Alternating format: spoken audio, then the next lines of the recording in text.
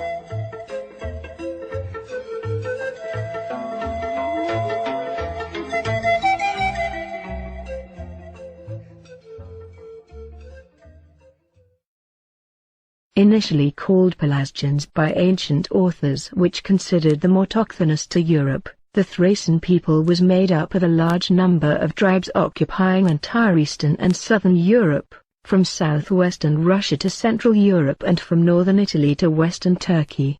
Herodotus said they are the most numerous people after the Indians. Greek historians called the Black Sea the Getic Sea 2,500 years ago because Thracians lived all around it. Although the most important concentrations were in today's Romania and Bulgaria, where they were collectively called Geti by the Greeks and Dacians by the Romans, the Thracians also migrated to Central Europe where tribes such as the Tracii lived, to Italy where Thracian tribes such as the Etruscans lived, Spain, where tribe like the Allegati lived, and so on. Many historical sources say that the Goths were descendants of the Geti as well. The Goths, according to Isidore of Seville 6th century AD, were of the same race as the Geti. Carolus Lundius, the Magister of Charles XI of Sweden, says that they were descendants of the Thracians who were living by the laws of Zamolxis, 1671 Zamolxis primum Gitarum legislator, University of Uppsala. The Goth historian Jordanes, 6th century AD, also says that the Geti are the ancestors of the Goths. Many other ancient sources such as Ovid, Osius, Capitolinus, the authors of the Historia Augusta, etc. also say that the Geti were the ancestors of the Goths. We also have a lot of circumstantial evidence that the Goths were descendants of the Geti. For example, Jacob Grimm in the 19th century writes that the Dacian plant names recorded by the Greek doctor Dioscorides are also found in the German language. The Roman general Belisarius took the name Geticus Maximus and not Gothicus after defeating the Goths. Most likely the Thracian DNA falls into the I haplogroup. This is found all across Europe today and is the only DNA group that is indigenous to Europe and did not come from anywhere else in the world. Înainte ca Roma să ia ființă, înainte ca Grecia să înflorească, Neamurile tracice au ocupat spații vaste din continentul european și și-au lăsat amprenta asupra întregii sale istorii. În călătoria noastră către trecutul îndepărtat al Europei, vi se va prezenta o nouă viziune asupra istoriei antice. Multe dintre lucrurile pe care le credeați deja bine stabilite vor fi zdruncinate. Fapte și evenimente puțin cunoscute vor veni să redefinească istoria. Acum, peste 3000 de ani, tracii construiau așezări și cetăți impunătoare. Viața lor avea toată complexitatea unui popor sedentar, bine definit. Cultivau pomi fructiferi, vițe de vie și cereale, exploatau și prelucrau aurul și argintul. Și poate tocmai prosperitatea lor a atras războaiele care aveau să vină. Arheologia lingvistică a Iliadei lui Homer, a celebrei epopei antice, ne dovedește că, de fapt, războiul troian, atât de cunoscut în istoria omenirii, a fost un război al coaliției cetăților aheene împotriva cetăților tracice coalizate în jurul Troiei.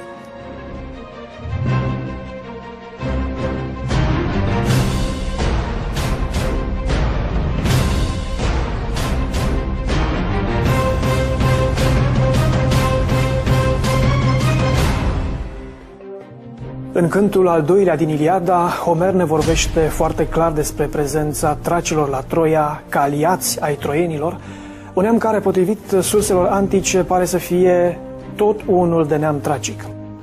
Dincolo de pretextul arhicunoscut, războiul troian a fost un război pentru resurse și putere, un război care a avut ca miză și bogățiile troienilor. Analize spectrografice efectuate de cercetătorii germani în anul 1941 asupra unor piese descoperite de Schliemann la Troia au dovedit că cele mai multe piese aveau aur, erau confecționate din aur scos din minele din munții Apuseni. De fapt, se știe că în tot spațiul lor istoric, geografic și spiritual, tracii au știut să exploateze aurul din toți masivii muntoși din zonele respective, inclusiv în insulele din nordul Greciei. De exemplu, în Tasos și astăzi se vorbește de minele de aur pe care grecii le-au găsit atunci când au venit în Tasos și care erau, evident, exploatate de traci. Povestea comorilor traco-getodacice este una care merită povestită pentru că ea se întinde cu probe materiale pe o perioadă de câteva mii de ani. În munții Rodopi din vechea Tracie, astăzi pe teritoriul Bulgariei, încă pot fi cercetate minele de aur ale tracilor. Aici, tracii au exploatat aurul foarte mulți ani și cu foarte mulți ani în urmă. Намираме се в рудниците край Перперикон, в околностите на Перперикон, един от най-древните рудници за добив на злато на Балканския полуостров. Тези рудници днес са една изключителна атракция, макар че още не са разработени напълно, но и дори сега в момента техните коридори и галерии са дълги повече от 500 метра. Предполагаме обаче, че са били с километри някога. Според това, което знаеме от изследванията на геолозите, това е било подземна река, която е била вкаменена в дълбоки времена, и по-късно родарите на траките са се движили по нейното корито, разбивали се скалната маса и после се промивали, вадили се златото край реката. Рудниците на Перперикон ни показват действително уменията на древните траки. Знаеме, че в Родопите особено, и в южните Родопи край планината Пангей и тук в източните Родопи се е добило изключително количество злато и сребро, разбира се, което е съпътстващо към него. Това е дало възможност на античните автори да говорят за траките беси, населението, планинското тракийско население на Родопите, които дълбаели земята с ръце, за да изкарат скъпоценния метал. Именно това злато, което е вадено от Родопите, е дало възможност и на гръцката цивилизация да се развива в следващите векове. In 1972, on the shores of the Black Sea, near Varna, one of the most sensational discoveries of the 20th century was made. A necropolis dating back to 4,500 years BC, containing more than 300 tombs. It unearthed the oldest gold artifacts ever discovered. More than 1,000 diadems, ornaments, bracelets, jewels made from bone and shell, as well as copper tools, were laid alongside the corpses in the tombs.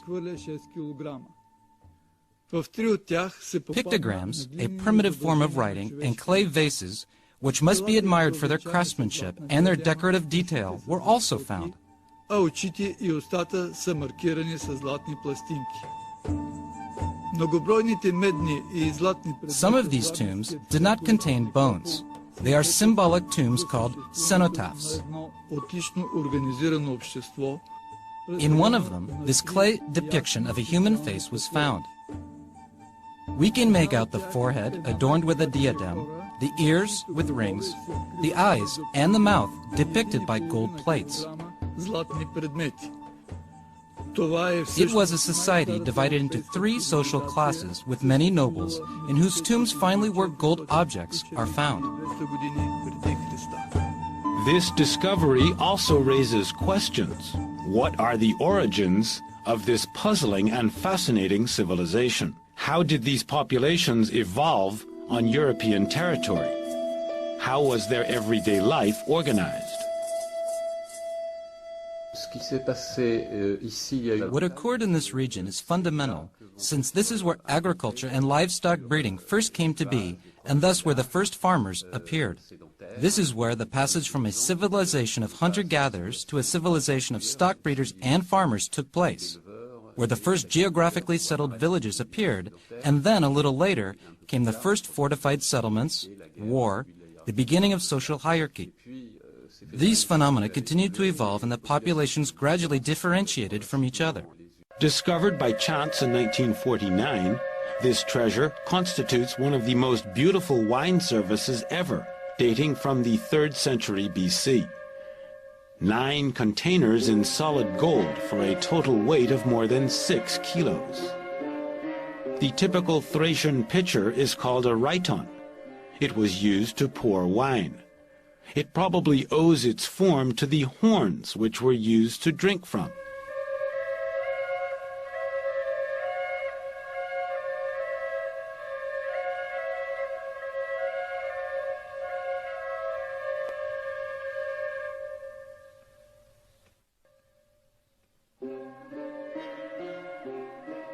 The surface was covered with figures representing the divinities, such as Artemis, Hera, or Nike.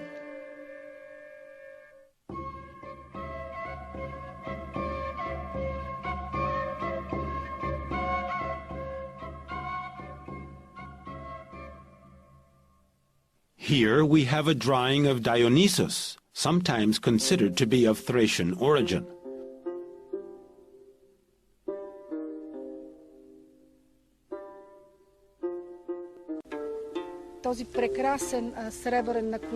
This splendid silver shin protector belonged to a warlike king. All its reliefs are gilded. The shin protector is to some extent a manual on Thracian mythology and religion. It will not be long in taking its place among the most famous artifacts in the world going back to this period. This gold crown is a splendid ornament, but also a royal attribute. On the central segment, we recognize the goddess Nike, holding a similar crown, as well as a phial. 29 gold rosettes adorn the crown. This archaeological find is classified among the most beautiful specimens of Tarotic art, that is to say, ancient metalwork. These 2 rhytons, made out of gilded silver, are unique. One of them represents several scenes, including a wild boar hunt. On the other, one can make out 2 griffins tormenting an exhausted bull. This gold ring is of paramount importance. It testifies to the fact that we are looking at a royal tomb. This scene represents the nomination and establishment of the future king. The mother goddess gives him the scepter, the badge of the royal power. на бъдещия цар, той е от великата богиня майка, която му предава инсигнията, тази фиала, която се смята за инсигния на царската власт. Това, което откриваме в гроба... In this tomb we also discovered silver brackets decorating a harness on which fabulous animals are depicted. Greek ceramics helped us to date this tomb with precision. Thus we can locate it to the 4th century BC, approximately 350 to 340 BC. We suppose that it concerns one of the sons of the great Thracian king Kersablot, of whom it is known that he reigned on these lands and part of the territory of current northern Turkey.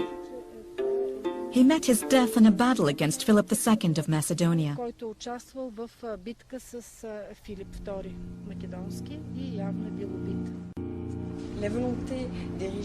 The desire to erect sumptuous monuments is common to all ancient civilizations. The last resting places of high-ranking men were intended to be imposing in order to emphasize their prowess after their death. The funerary area of the valley of Kazanlak is in line with this logic. A certain number of them can be compared with the Macedonian monuments referred to as the Macedonian monument tombs. A great number of architectural and decorative elements are comparable with those found in the tomb of a great Macedonian king, Philip II, who was the father of Alexander the Great. In both cases, the tombs were constructed and covered with a mound of earth, called a tumulus. Inside, one also finds the same spaces: a funerary room preceded by a hall, and sometimes by a corridor, and also by large carved marble doors. Moreover, on one of these monumental doors one can observe 2 carved medallions depicting gold heads which recall known portraits of Alexander the Great.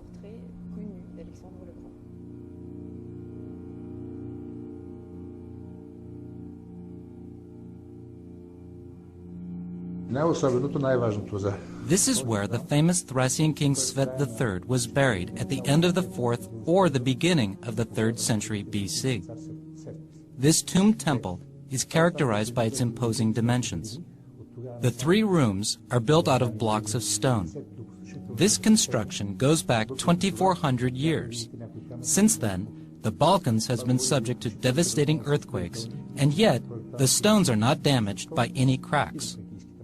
This proves the extraordinary knowledge of the Thracian architects. It is astonishing to learn that the ground was covered with a fabric carpet with gold thread that shined from a distance. A horse was sacrificed in this death chamber. Its skeleton remains intact. Here, the rituals for the burial of the king were carried out with many gold and copper objects of great value belonging to Greek and Thracian art. This round room with a dome symbolizing the earth and sky was empty. A sarcophagus was cut from a single block of more than 60 tons. This sarcophagus was cut horizontally, and above the king's personal objects were laid out. On the left, his gold armor and the harness which decorated his horse. On the right, 3 large amphors, which undoubtedly were full of wine. 2 silver goblets. On the edge of one of the goblets and on the handle of the other, we can see inscriptions indicating that these goblets belong to Svet.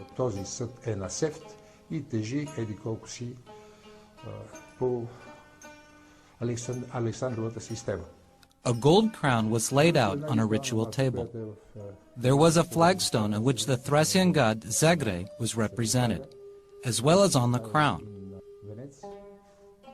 Beside it, there was a kind of gold cup with 2 handles, the skyphos and the 2 other gold objects.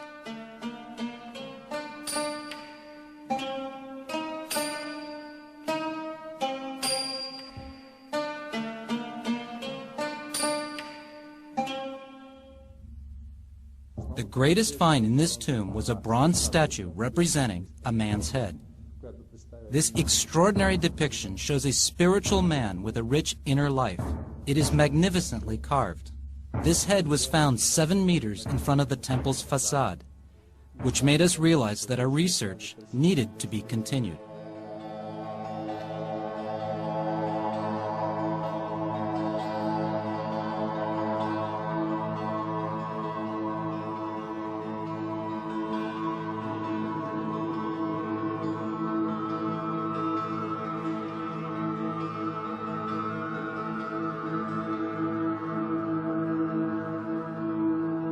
Richly decorated, these tombs are mainly of two types, either in the shape of a cupola or in the shape of a shelter. They are built out of stone, sometimes out of brick. The two materials can be used together. The cupola, as the vault, represents the sky. These stone cupolas, sometimes covered with gold, symbolize the afterlife. Most of the time, the tombs are decorated frescoes of kings and royal families. One of the most famous tombs discovered by chance is that of Kazanlak. It is registered with UNESCO as a World Heritage Site. The king looks down from the walls while preparing his voyage into the afterlife, accompanied by a woman, fighting warriors, feasting guests, and charging chariots. One of the things that trauma can tell us is whether or not the population had some medical knowledge. For example, if we see fractures in the long bones that are very well set, where the bone is very well aligned, that is, they knew how to set fractures.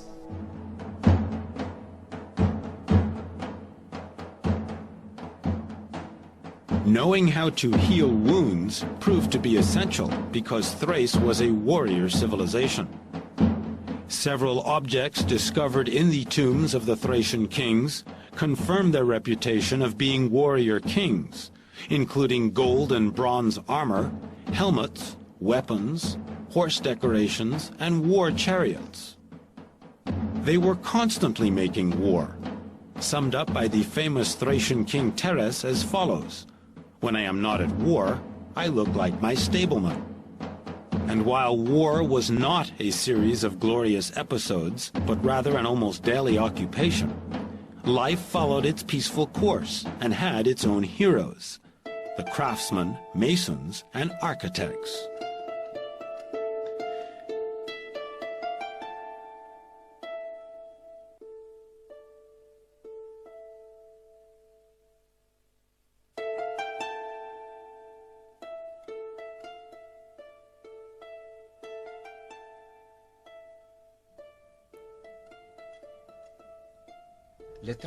Noble Thracians were covered in gold. They liked to adorn themselves with gold like women, said the Greeks, to make fun of them. These ornaments, pendants, pectorals, bracelets, rings, and belts are the attributes of their social position. Gold had a symbolic function. It paved the way to power and immortality. It was a bridge between men and gods. The treasures were hidden in offerings to make the earth sacred and to protect it from invaders. This is why Thracian lands preserve so many invaluable objects. A Thracian king was forbidden from selling the objects making up his treasure. He had to be rich in the manner of King Midas. Legend says that he was Thracian and had the ability to change what he touched into gold.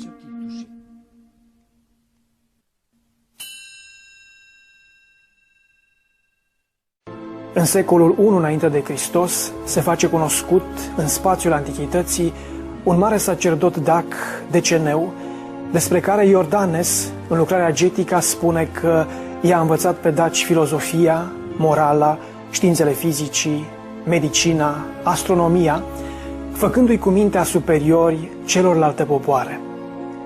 În munții Șureanu din România găsim astăzi urmele uneia dintre cele mai importante centre spirituale ale acelor vremuri, care a fost condus atunci de însuși Deceneu. Comparat de mulți cu Stonehenge, acest spațiu spiritual pare să fie celebrul Cogaion despre care ne-a vorbit la un moment dat și Strabo. Noi avem, în ceea ce privește pe getodaci, o referire extraordinară la muntele Cogaion. Ea vine de la Strabo, se știe, se cunoaște citatul celebru cu privire la muntele Cogaion, cu privire la faptul că acolo Deceneu și sacerdoții lui aveau o anumită autonomie și erau faimoși în spațiul antic, ca să vină după câteva secole iordanes, care se referă sau se bazează pe niște date istoriografice din timpul lui, cu mult mai bogate decât cele pe care le avem noi astăzi, și dă niște lucruri extraordinare. Ei bine, dacii noștri cunoșteau mersul stelelor, mersul planetelor, de câte ori discul Soarelui întrece în dimensiune discul Pământului. N-ar trebui să ne mire lucrurile astea. Cu 150 de ani înainte, un Eratostene măsura cu destulă precizie raza Pământului, plecând de la observațiile Soarelui și a umbrei în fundul unei fântâni. Există un număr enorm de date care afirmă că acolo a fost Cogaion. Cogaionul pomenit de Strabo, Cogaionul oarecum faimos în vremea lui și care s-ar putea să fi fost unul din polii de cunoaștere științifică. Many Greek legends have their source in the Thracian mythology. For example, the Iberian poet Marcus Valerius Martialis says that in the country of the Getae the rock of Prometheus can be found. The Roman writer Flavius Vegetius says that the god of war was born in the land of the Dacians, Mosi and Thracians. Thracian music, religion, medicine, manufacturing were unanimously appreciated by the Greeks and Romans. The contribution of Thracians to the Greek culture was considerable. Greek deities like Dionysos, Sabazios, Semel, Science, Silneus were Thracian. Some Greek words such as names of Dacian medicinal plants are also Thracian, as well as some important ancient Greek figures such as Thucydide, Brygos, Doidalces, etc. Atât pe o parte a Dunării cât și pe cealaltă, tracii, fie ei odrisi, geți, daci sau purtând un alt nume, au avut o influență semnificativă asupra spațiului antic. Probabil că pentru mulți ar fi un șoc cultural să afle că personaje celebre ale mitologiei grecești, cum ar fi de exemplu Orfeu sau Dionisos, reprezintă împrumuturi din spațiul mitologic trac.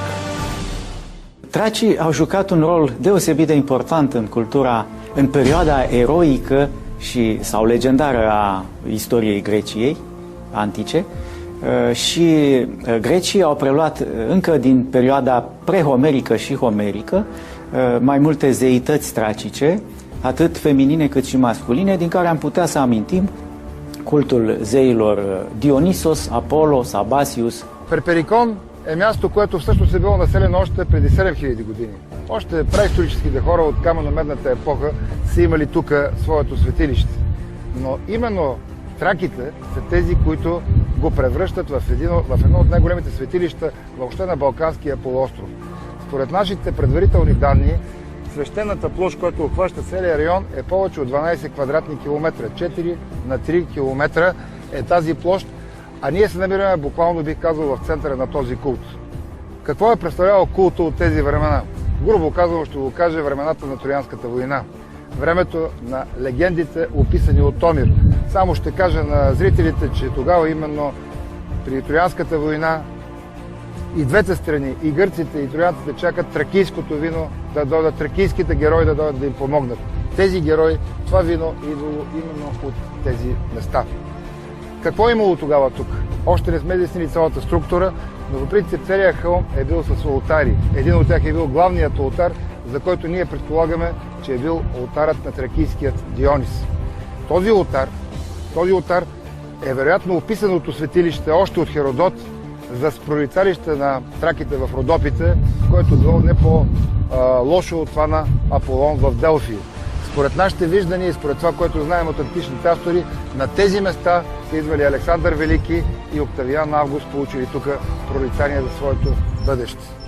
Descoperim cu surprindere că așa ziși barbari tracici, cum sunt numiți ușor peiorativ astăzi de partea istoricilor care le contestă atât vechimea cât și valorile, au avut o influență neașteptat de mare asupra fabuloasei mitologii și religii grecești, pentru că Dionisos, un mare zeu al panteonului grecesc, era tot de sorginte tracică și fără doar și poate fabulosul personaj Orfeu, preot, inițiat, șaman chiar, al lumii străvechi europene, este prin definiție de origine tracică și a avut o mare importanță prin cultul de mistere care s-a creat în jurul său și a fost perpetuat și practicat timp de mii de ani în Grecia antică, inclusiv după apariția creștinismului în zonă.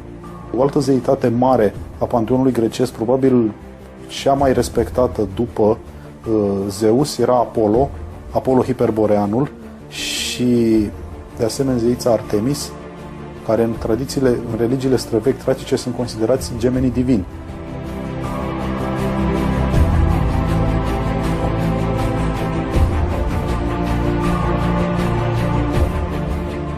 Ca o confirmare a celor spuse până acum, avem mărturiile grecilor antici care recunosc cu onestitate preluările mitologice din spațiul trac.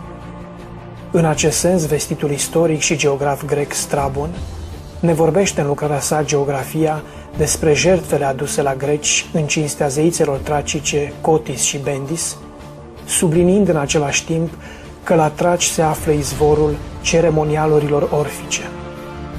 Strabon mai spune că riturile sacre au fost împrumutate de greci de la traci și că locul în care sunt cinstite muzele era în vechime locuri și munți ai tracilor.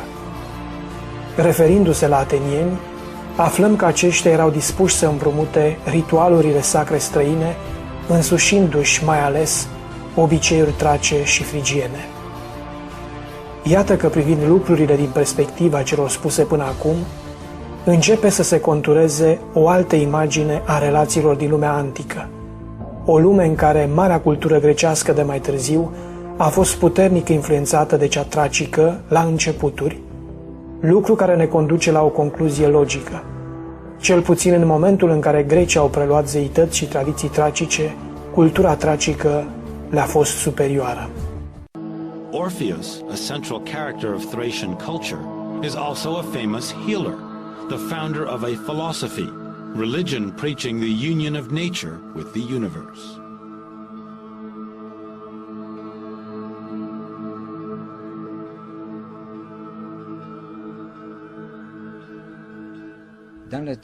In ancient times, the Thracians were known for their faith in immortality.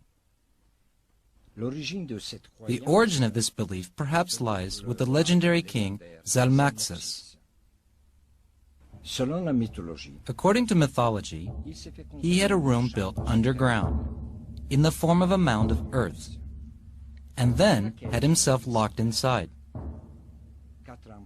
4 years later, when he reappeared in the world of light, the Thracians were convinced of immortality. This faith in immortality contributed to their bravery, which is confirmed by all the authors of ancient times.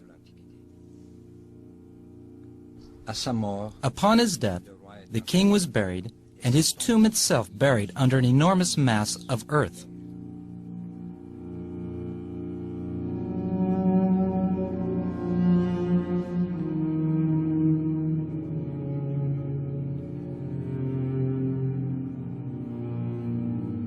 These burial mounds are commonly found in Eurasia and in Mediterranean regions.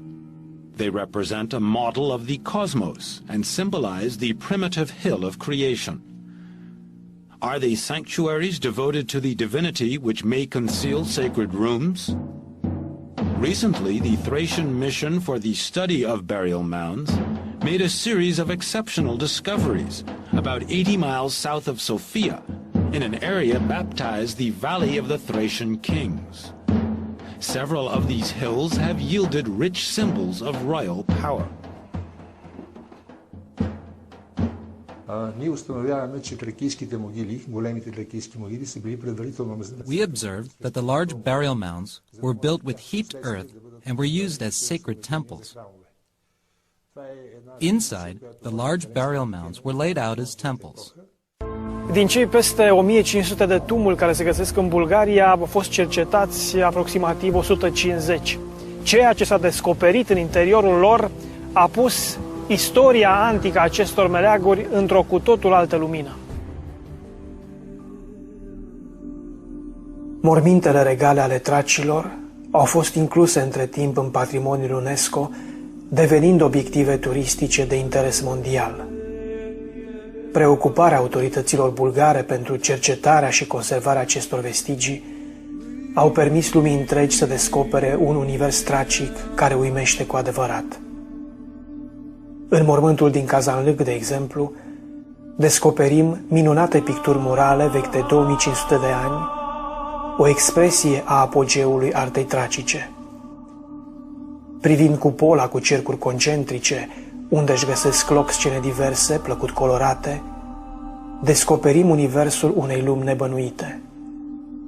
Care trase de cai, o viață îmbălșugată, femei frumoase și un cuplu regal care ascultă muzică în timp ce este servit de supuși. Cu siguranță aceste imagini nu reflectă o lume barbară, așa cum a fost prezentată lumea tracică adeseori. Dincolo de scopul primar, cel al depunerii rămășițelor pământești ale unor conducători, mormintele tracice ne arată, prin arta și simbolistica folosită, că ele sunt în același timp și temple, porți de acces către lumile celeste. La hotarul dintre viață și moarte, găsim chipuri luminoase de femei trace care îl veghează pe cel plecat. Un alt mormânt impresionant este cel al regelui Seutes al III-lea, aflat la 15 km de Kazanlâk. Construcție elaborată, cu un coridor lung și încăperi boltite, cu uși din marmură și capete de zei care străjuiesc trecerea, este locul unde s-au descoperit comori extraordinare ale artei tracice.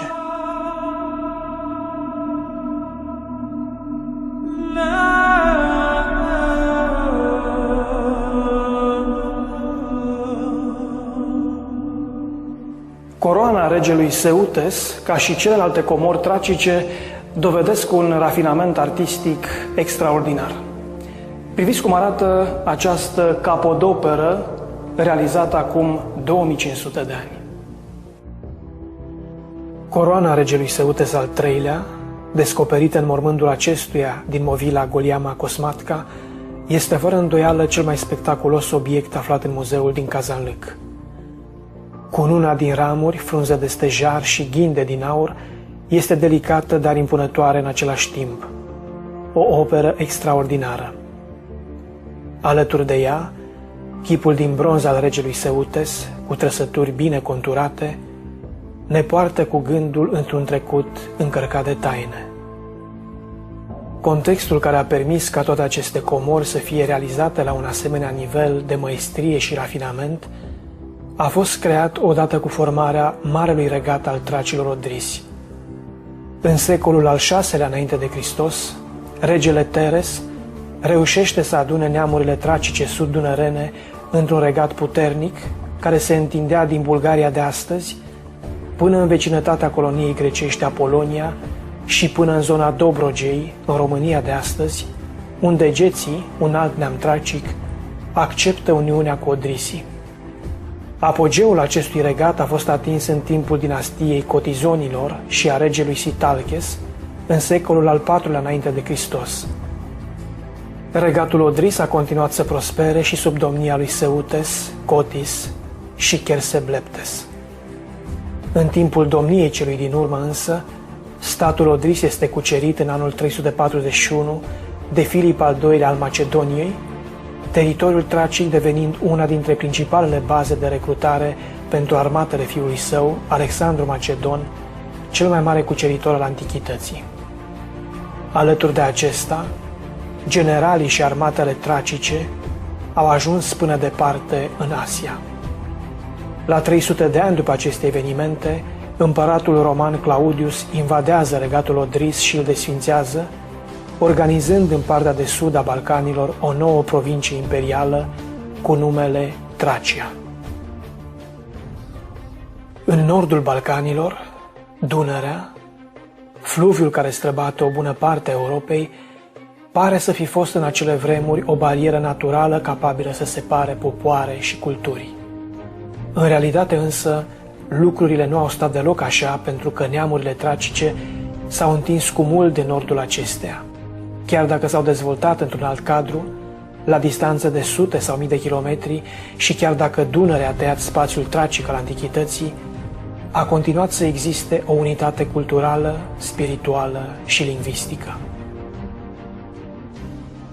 Comori similare cu cele ale tracilor sud-dunăreni au fost găsite și pe teritoriul tracilor din nord.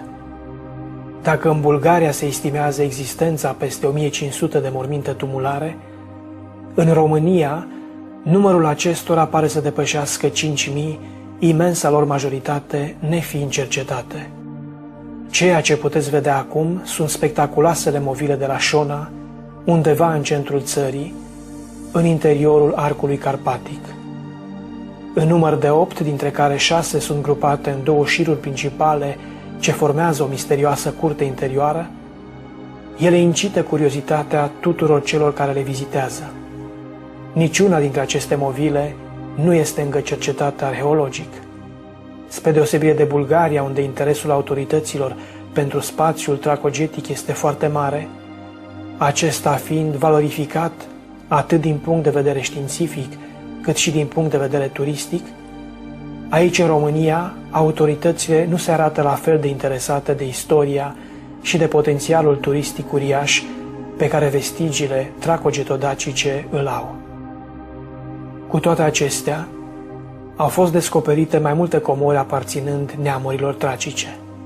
E adevărat însă că o bună parte a acestor descoperiri au fost făcute accidental sau de către căutătorii de comori. Ne aflăm în muzeul Icel Turcia, care găzduiește și tezaurul de la Agigiol, descoperit în anul 1931 de Moș Cordun. Acest tezaur princiar și tubular, care avea 3 camere zidite, a fost distrus complet și, bineînțeles, vândut. Ceea ce vedem în dreapta mea este o copie fidelă a tezaurului care se află de mult plecat din țară înainte de al doilea război mondial. O parte din tezaurul original se află la Muzeul Național de Istorie din București, alături de alte comori tracice din aur și argint. Povestea lui Moș Cordun, descoperitorul și în același timp jefuitorul tezaurului de la Agigiol, este una dramatică. Dacă în prima fază s-a îmbogățit, în final și-a pierdut toată averea, a fost părăsit de soție și a sfârșit singur și nebun, izolat undeva în delta Dunării, vrând parcă să confirme povestea blestemului cu care ar fi însoțite comorile antice.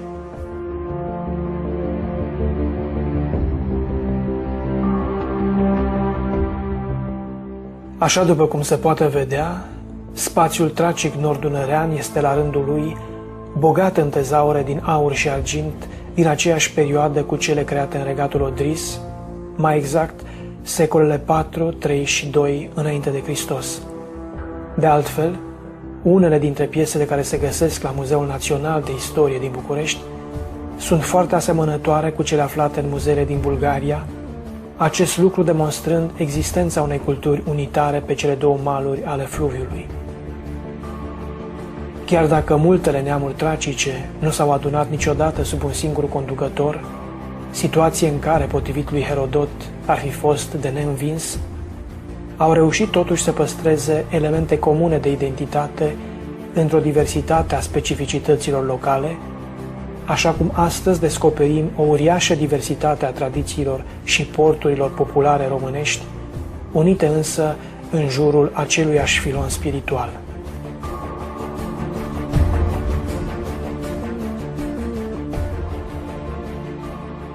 Trecerea timpului a făcut ca multe din urmele culturilor antice să piară. Altele au ieșit la lumină prin munca și entuziasmul unor cercetători dedicați. În județul Iași, unul dintre tezaurile getodacice din aur a fost descoperit chiar în apropierea muzeului sitului arheologic Cucuteni. Impresionanta construcție de zid circulară adăpostește mormântul principal care a aparținut unui principe getic din secolul 4-3 înainte de Hristos. Acest mormânt tumular este similar cu altele descoperite în întreaga arie tracică, în nordul tracic, este vorba de cel de la Ghiol, dar și în sud, în zona Bulgariei. Nu departe de acest tumul a fost descoperit și un tezaur de aur, a cărei componență avea coif, colan, precum și alte obiecte de harnașament care au un decor și o iconografie similară cu cele descoperite în întreaga arie tracică. Că este vorba de un mormânt princiar, avem o altă dovadă, anume locuirea din apropiere de pe impresionanta cetate de la Cotnari Catalina. Dozens of known masks from the Balkan Peninsula were made from gold sheets, weighing no more than 100 grams. They represent the faces of the dead. This mask weighs nearly 700 grams and shows a living person with an authoritative, cruel face and closed eyes, perhaps in a moment of meditation. What was the source of the unknown artist's inspiration? If you look at a map, you in fact notice that Europe is only one peninsula, the last peninsula of Asia. So, it is a kind of dead end surrounded on three sides by ice or sea. And from the moment when Europe was massively colonized towards 6500-6000 BC by these populations of farmers coming from the Middle East during every millennium that followed and up to present day, Europe was to constantly be a place where populations came together and where exchanges of useful goods as well as very long distance exchanges of luxury goods were made. That's Europe's recent history. Obviously, at the time, there were no roads. The wheel wasn't to be invented until around 4500 to 4000 BC with the chariot, just like the use of ox and the horse as plow animals. So, the routes were along rivers or through passes, such as used by pastoral farmers who practiced seasonal migration in the Balkans practically until the middle of the 20th century and even later. There is evidence of trade as far away as Denmark, the Ukraine, and Hungary up to 2,000 years before Christ.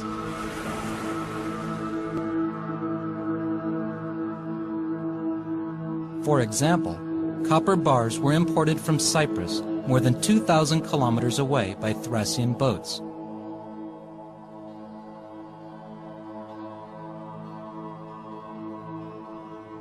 Ancient authors reported that the Thracians ruled the seas at the time.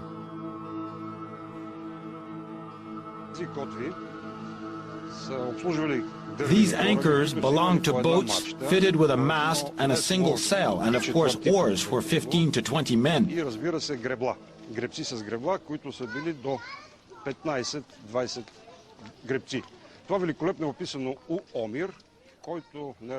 Homer gives a wonderful description of this, in which he does not distinguish the Trojan ships from those of the Achaeans, the future Greeks. Drawings of such boats have been found in many places in our country. These ships were widely used and could transport goods and cattle.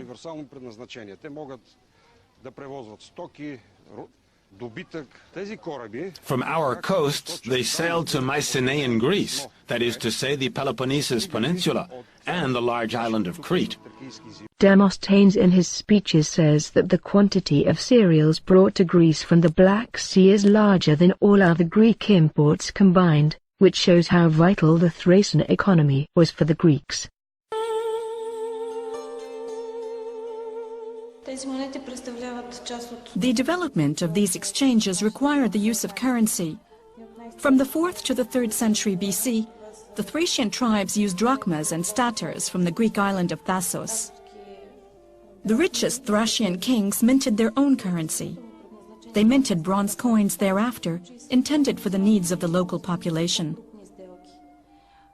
In the majority of cases, silver and gold coins were used for more important exchanges and international contracts. They used local symbols such as the bull, the horse, and the double-edged axe, typical of the culture, as well as Thracian beliefs and rites.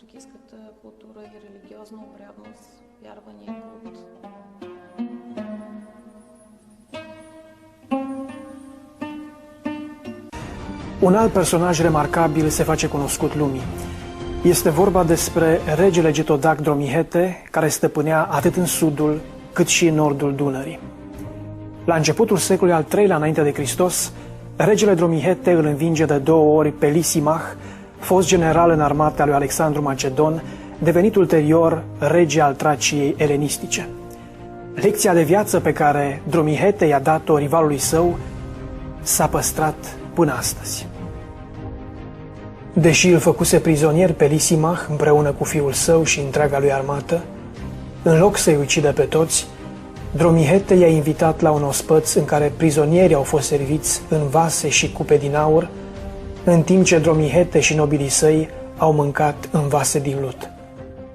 Mesajul a fost înțeles de Lysimach, care, după eliberare, i-a dat înapoi lui Dromihete cetățile pontice cucerite și, după cum spun anumite surse, i-a dat-o chiar și pe propria lui fiică de soție, regelui Getodac. Expedițiile la nordul Dunării, efectuate de armatele lui Alexandru cel Mare și apoi de generalul său Lysimach, sunt o dovadă a importanței militare și politice a tracilor nord-dunăreni în această perioadă, iar dovezile arheologice descoperite în situl arheologic de la Piscul Crăsean sunt foarte concludente în privința localizării cetății Helis, reședința regelui Dromihete, care este consemnat în sursele elenistice, romane și chiar bizantine mai târziu, în primul rând pentru exemplul său de diplomație politică și pentru comportamentul său deosebit față de adversarii luați prizonieri, pe care îi tratează regește, arătându-le că au venit să-i uzurpe sărăcia, de fapt. Un alt lucru remarcabil care are legătură cu Dromihete este mormântul lui, descoperit în anul 1982 lângă satul Zveștarii, în Bulgaria, în urma unor cercetări arheologice. Intrat în patrimoniul UNESCO din anul 1985, mormântul este un monument unic al culturii tracogetice. În niciun alt mormânt tracogetic descoperit până acum nu se întâlnește o astfel de combinație de arhitectură, sculptură și pictură.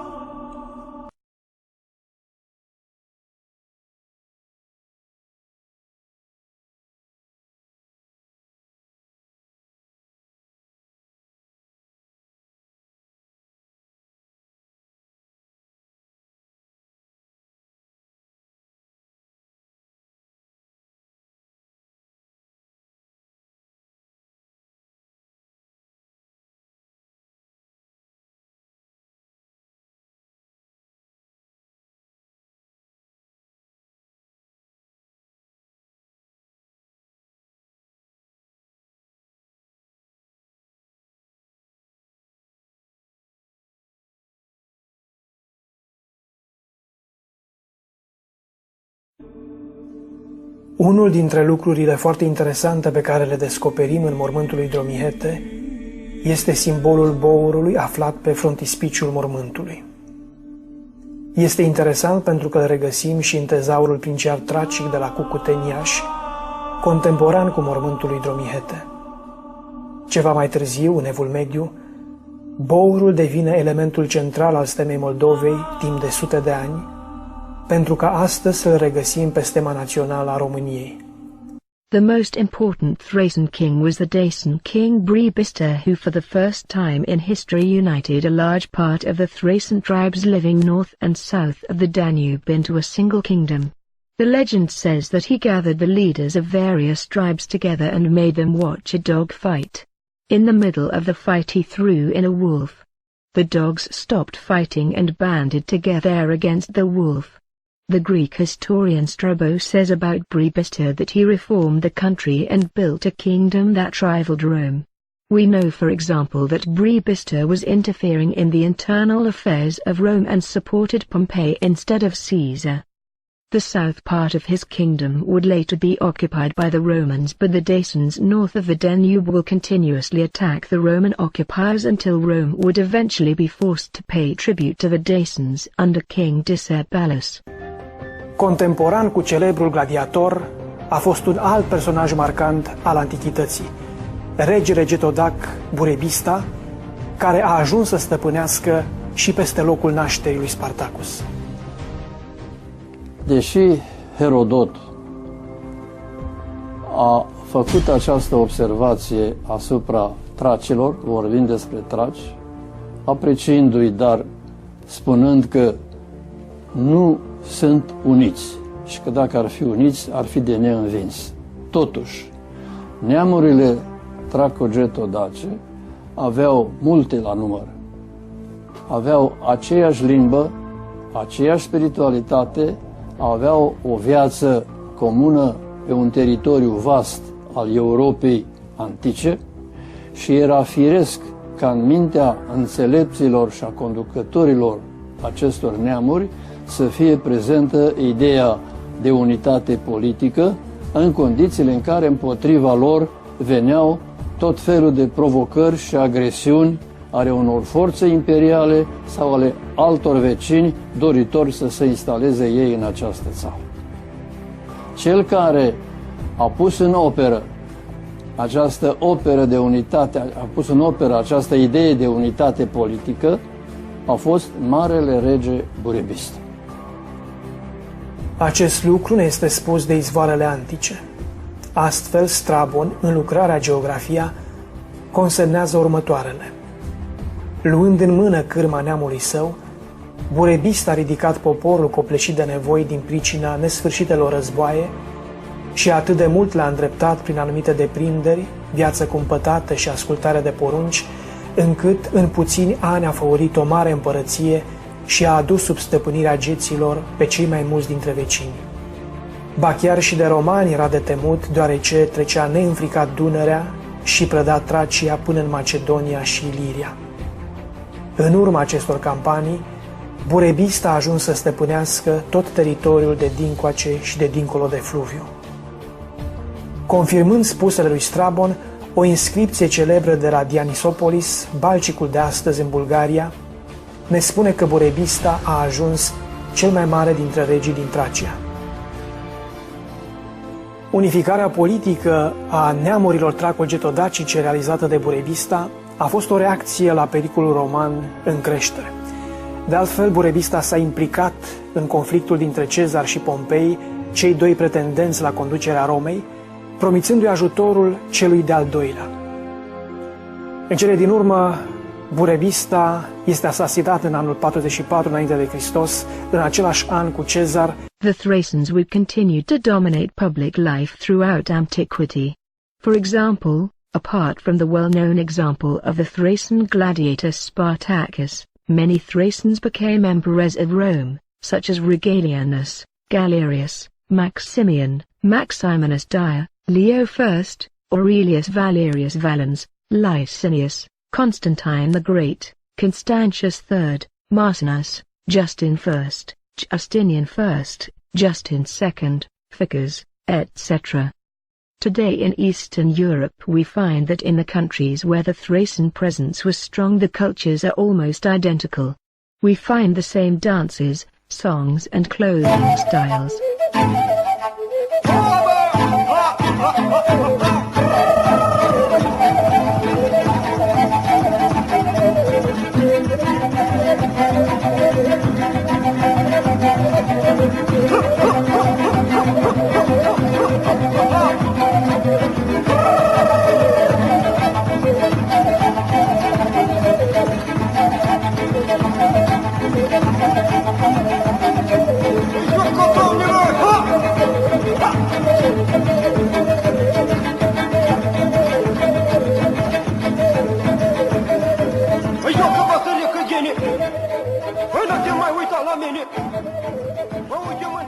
We know from Middle Age chronicles that the European civilization was superior to the Slavic one at the time of the Great Slavic migrations, and that none of the Slavic nations that migrated to Europe during the Dark Ages have preserved their folklore and costumes.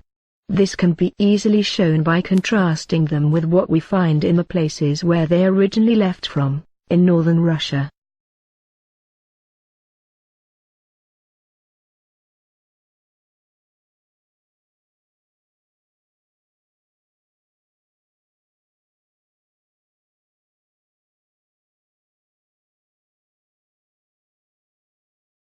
One last enigma about the Thracians that we need to solve is that of their language. We know that Rome was founded by Thracians who fled from Troy after the war with the Greeks. The Roman historian Titus Livius said in his work Ab Orbi Condita that Aeneid, the son-in-law of the Trojan king Priam, ran by sea from Troy after its fall, together with other Trojans, and reached the Italian peninsula and founded Rome. Troy and the entire neighboring area were Thracian. The Trojans settled in an area of the Italian peninsula that was already inhabited by Thracian tribes.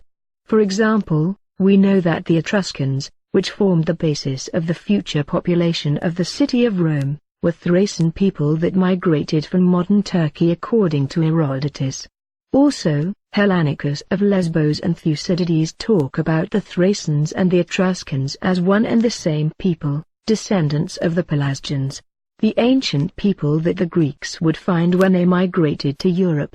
The Veneti tribe was also a Thracian tribe according to Herodotus, Strabon, Polybius and other ancient historians. If Rome was founded by Thracians from Troy together with Thracians that already lived in the area, the logical conclusion would be that the precursor of the Latin language was the language of the Thracians. This conclusion is supported by numerous ancient accounts. For example, the Roman historian Marcus Villus Paterculus, who wrote about the Trojan War, says that in all the eastern regions a kind of, quote, Roman language is spoken. The Roman poet Horatius writes in his odes about the Dacians a century before Dacia would be conquered by the Romans, saying that they speak a language similar to Latin, probably as close as Italian and Spanish are today, given the long time period in which Eastern and Western Thracians lived separately. We get more clues about the Thracian language by studying the wars between the Dacians and the Romans. The Romans conquered only a small part of the kingdom of Dacia, and only 2 permanent legions occupied it for just 165 years. A Roman legion had roughly 5,000 people, most of whom were not Romans but were gathered from all corners of the empire. They left the army at around 45 years old and so did not have families. And yet we find the local population speaking a Latin language after the withdrawal of the Romans, including in the areas that never came into contact with the Roman administration. In other areas occupied by Romans such as Judea, Greece or Britain, this did not happen, even though those regions were occupied and colonized for much longer time periods. Also, Dacia would be later occupied for more than 1,000 years together by the Austrian, Ottoman, and Russian empires, and yet the local population held on to its Latin language. This leads us to believe that the Dacians were already speaking a Latin language before they were occupied by Rome. The historian Dio Cassius says about Emperor Trajan, the one who defeated the Dacians, that he was a true Thracian and that the wars between the Dacians and the Romans were fratricide wars. He was also quoted by Chrysostomus in his accounts of the Dacian wars as saying that the Emperor Trajan said that he was, quote, returning to the country of his ancestors, when leaving for Dacia. Also, according to the Spanish historian Jesus Pardo, in the testament left to Licinius Chitus, the commander of the legion that finally conquered the Dacian capital Sarmizegetusa, Emperor Trajan says that his name comes from Tracianus, meaning from Thracia, and was born in a village of Thracian colonizers that spoke the language of the Dacians, a sister language of the Latin spoken in Rome. Linguistics gives us one last clue. The Romanians who today live on the territory of Dacia have the only language in the world that is descendant of Classical Latin. All other Latin languages are descendant of Vulgar Latin, showing that the language spoken by the early Romans was descendant of the language of the Thracians. The only other people that have a language descendant of Classical and not Vulgar Latin are the Vlachs of the Balkans, also called the Romanians, which after thousands of years of aggressive assimilation by the Greeks, Serbs, Bulgarians and other Balkan nations, still speak a dialect of the language spoken in Romania today. Michael Ledwith is today the Dean of St. Peter's College in Wexford, former chairman of the Conference of Heads of Irish Universities and former member of the leadership of the European University Rectors Conference. As a former advisor to Pope John Paul II, he had access to the vast library of the Vatican that also houses ancient texts which are not available to average historians. This is what he has to say. But anyway, even though Latin is the language of the Catholic Church and obviously the language of the Roman Empire much later, and as I suppose people don't always know, Romanian is a Latin language. I think what is not often remembered is that Romanian, or the ancestry of Romanian, is from where the Latin language came, not vice versa. In other words, Romanian is not a Latin language, rather Latin is a Romanian language.